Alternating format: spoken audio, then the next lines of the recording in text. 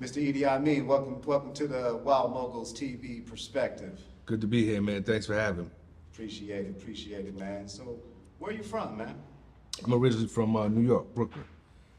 Oh, Moved Brooklyn. around a little bit, yeah. I started in New York City. Okay, how did you get into music? Really, the correct way to say it is music got into me. My mother, she was probably the first person I ever hear play hip hop. She used to come home with these records from groups like Grandmaster Flash and the Furious Five and Sugar Hill Gang, and you know when she have her company over and they having a good time. These are some of the records that I'm hearing as a little kid, and it just lit a fire in me. Okay, so did you play in the church or anything? Nah, I didn't play in the church or none of that. You know, I strictly got my musical taste from the people I was around, and that was my family and all the classic music that they was playing from that era when I was born, from the late 70s and 80s. Okay. Oh, late 70s and 80s. All right. What was the first song you ever made? First song I ever made was a song called Check It Out. Check It Out, when I was about 13 years old. 13? And you made that in the studio too? Yeah, I made that in the studio, man. My uncle was real instrumental in starting my career. He seen something in me. I rapped for him. He thought I was dope, you know what I mean? He was a hustler, had some money in his pocket.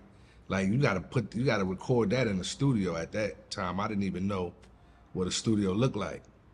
He was like, you gotta go to the studio to record that. And he literally networked, found the studio. I was living in St. Paul, Minnesota at the time.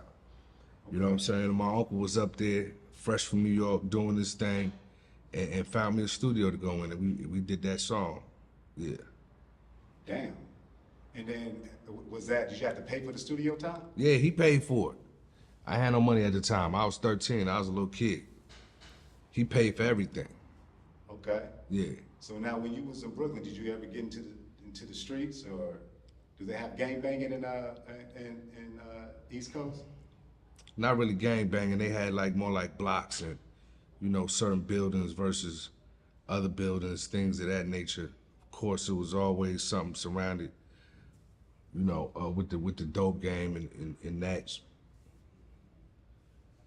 that friction. You know what I'm saying? When you got people trying to take over blocks and, people robbing each other. And I was a little kid living in Coney Island, Brooklyn. When I seen my first murder, the streets was right outside my doorstep. As soon as I walked outside the building, the streets was right there.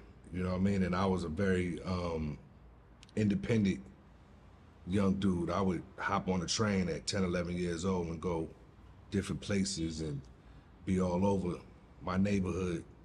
I never really just stayed on one block. Okay. So I moved around a lot, and I saw a lot, learned a lot very early. All right. When did you meet Pop? Well, our families were very, very close due to the fact that my father and Tupac's aunt were good friends. They went to college together. So this is before all of us were born. You know what I mean? Pac may have been maybe 1, 2 years old, and I wasn't even born yet. And through that connection, our families became very connected. And so we all just grew up around each other, as family. Even though we weren't blood related, our family was as close as family can be. So when you did your first song at 13, did you share that with Pop? Nah, hell no. You know what I'm saying? He was rapping too at the time, but I was purely, focused on what I was doing. And at that time, he was living in Baltimore, and we weren't really in contact on a day-to-day basis to really talk about what each other was doing. But my best friend was his little cousin at the time, and he ended up becoming Castro of the Outlawz. And so he would always tell me, Pac rap too, Pac rap, Pac dope, you know what I mean? And I kind of had already knew that he was getting into rapping and acting because Pac had this you know, he had this light on him from a very early age. So it was well known throughout the family and amongst everybody that knew him that he was destined for greatness. And I was working on being destined for that same greatness as well. What did you firsthand witness as a child, like his greatness? We used to play as kids. We used to play in the streets of Harlem where he lived at. And one of the things we used to play was A-Team. A-Team was this show that was real popular at that time. And, you know, we all would pick a character to be like. I was always Mr. T. But Pac always had the plan. You know, that's why he was Hannibal. He was always a leader and a thinker, you know, even as little kids.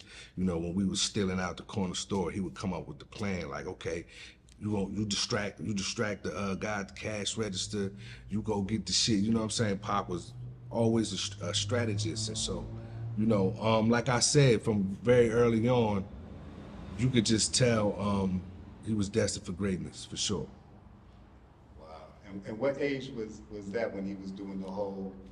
We was kids, man. I don't really remember the exact age, but I couldn't have been that much older than 8, 9 years old. So he like 3, 4 years older than me. He was probably like 12 or 13.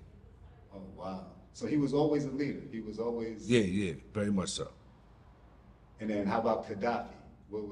Was he always around too? Yeah, absolutely. Gaddafi was always around. His mother and Pac's mother were tight, and his father and Pac's stepfather was tight. So a lot of these connections go back before we was born. So yeah, Gaddafi was there. The whole Tupac and the Outlawz start with me, Tupac, Gaddafi, and Castro. You know what I mean? And we all grew up like brothers. So yeah, Gaddafi was there as well. Wow. Yeah. Wow. So now, Tupac hits it, he blows up, right?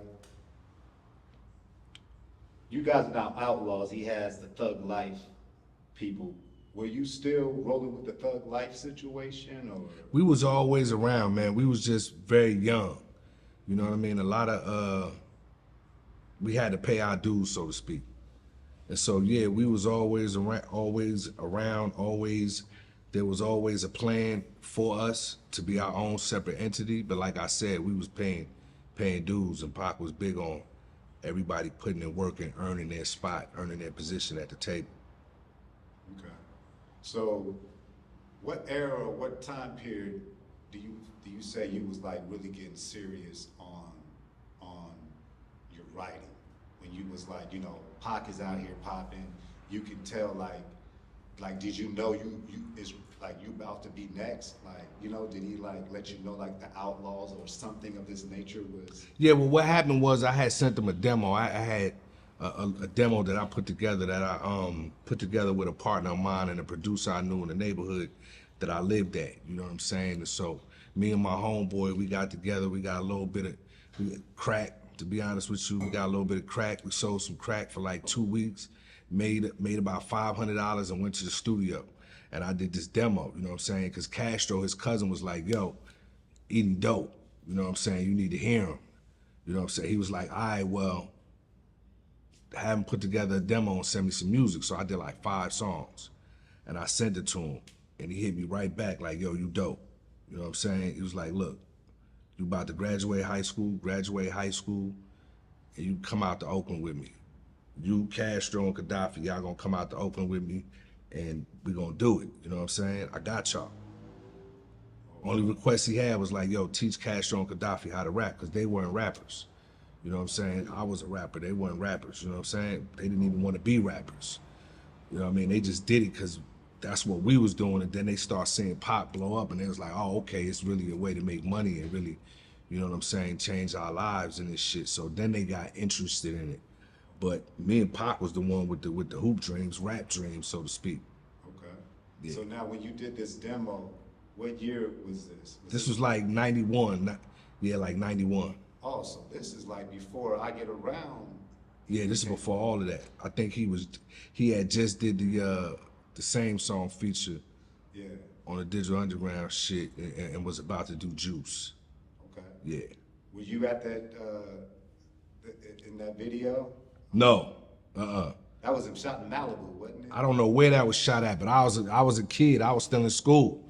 Okay. You know what I'm saying? Me and Castro Gaddafi, we was still in school. Okay. Pac wasn't but about 19 when he did that. Okay. And y'all was like 15 or something? Yeah, we was 15, 16, yeah. All right, so now Pac, he's in jail, he gets out, he signs the death row. Where are you at? What's going on with Oh EDI? man, we right there. You know what I'm saying? We right there. We met him out here when he got out here and he got out of jail. We all flew out here, and it was on. Yeah. So when he was in jail, you was in New York? Nah, I was in Atlanta. We was all in Atlanta. He had a house in Atlanta, Okay. and so we was all at that house. All right. So now tell the people, Pac, Pac actually at the time when he was in jail, he was a very successful artist with his own label. So him technically going to death row was strictly about whatever his issue because he wasn't paying him, right? I mean, it was about a lot of different things, but mainly it was about getting out of jail. Yeah. You know what I mean? And that was, one of the most important things to him because in a cell, he couldn't make no money. You know what I mean? So he was like, I need to get up out of here so I can get back to work. Everything stopped when he went to jail. Movies, shows, everything stops, but the bills don't. So that was what that was about. What Suge said in the interview when he was in jail, Pac was at a moment where he wanted to quit. He was over rap. He was done with it. Did he ever express that to you? I mean, there was a couple times where he expressed, you know what I'm saying, going in a different direction. Yeah. But at the same time, he loved hip hop and he loved what he was doing, and that was absolutely a way for him to make money and support himself and his family. So, you could want to do something, but your options dictate you got to do this until you can do that.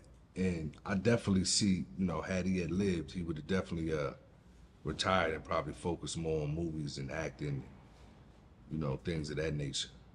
Okay. So now, who are all the original, not original, I should say, but who are the official members of Outlawz? Official members of the Outlawz are Tupac, myself, Gaddafi, Hussein Fatal, Napoleon, Castro, and Young Noble. And who came with the concept, the Outlawz? It was some shit we came up with when he was locked up in jail. We had the song Outlaw, which was the last song on Dramacidal. And something about that just resonated with us. Pac got the tat, you know what I mean? But we weren't the Outlawz yet. We was originally the Outlaw Immortals, and that was a concept Pac came up with as far as what we do now will live forever, so we'll be immortal. And so it started off as Outlaw Immortal, the Outlaw Immortals. And because it was a lot of us, Pac was, trying to figure out how to market us and present us to the world, because you had us, and then you had Big Psych, and you had Mo Preem, and so he was like, yo, we're gonna do a Wu-Tang style. Just gonna put everybody together in one group, and we're gonna be the Outlaw Immortals.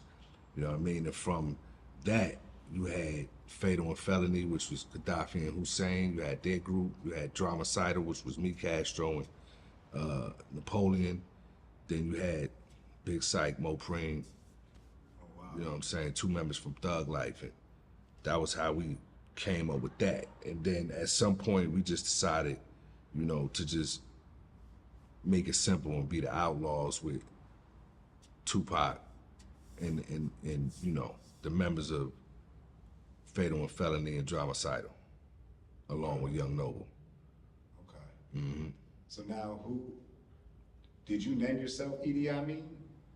Well, when we was coming up with aliases, it was kind of like we had the vision to either take a physical aspect or mentality of these dictators, but the whole purpose of it was we're gonna pick names of actual living human beings or human beings that were historical in history that are somewhat looked at as the villains in history because of how they got down, or enemies of America, because we felt like the young black male was considered an enemy in America. And so we started picking these different names. And EDI MEAN fit me because my size, my complexion, you know what I'm saying? And so it was just an easy fix. Like Napoleon fit him, you know, he was short, aggressive, you know what I'm saying? Castro became Castro because of the beard, the goatee. Castro had a beard at a very young age. You know what I'm saying? Gaddafi because of the hair, he had curly hair. So we just kind of like certain names picked the individual. And then for other individuals, they had to pick their name. Pac had his name out the gate. He was like, yo, I'm Makaveli. And we was like, yo, what is a Makaveli? We didn't know what it was. And he started breaking down who Makaveli was and historically what he meant, some of the things that he was famous for. And what was some of the things that he said about Machiavelli that attracted, like what was like some of the attributes of Machiavelli? Well, you know, he was a cold strategist. He wrote The Prince, which was a book that Tupac read when he was incarcerated. And so we all know certain brothers get incarcerated, they start reading, they start educating themselves. They got a lot of free time on their hands. And so that was one of the books that Pac read. And I think, you know, at that age and what he was going through, strategy and that kind of information was very valuable to him, and it influenced him in a lot of different ways. So now did he, you know, because a lot of people, I don't know, I looked it up online. They say, you know, Machiavelli faked his death, right? But then when you look it up online, it says that's a false story. Right. Did he ever mention anything about Machiavelli faking his death? Or Yeah, we spoke about that, you know what I'm saying? Because we all eventually read the book and started to, you know, do our research on the guy, and that was a myth that he faked his own death, you know what I mean, to escape his enemies and whatnot. But like you said, there was no actual proof of this. We're talking about this is hundreds of years ago, so it's very hard to prove that or disprove it. It's just a myth that just will live forever. Okay. Yeah. Kind of wanted to ask this question later, man, but did you ever, just thinking back in retrospect, was there ever a time when you was like, man, hold on, I think this dude might be alive, or, you know, did it ever come up to you, or did you ever think about it ever? I'll tell you, I wish it was true. You know what I'm saying? I would rather that than reality. Yeah. Yeah. Man. So recently, I just seen that you was subpoenaed to talk for this Keefe D case. How was that like? Well, I was subpoenaed to talk to the grand jury.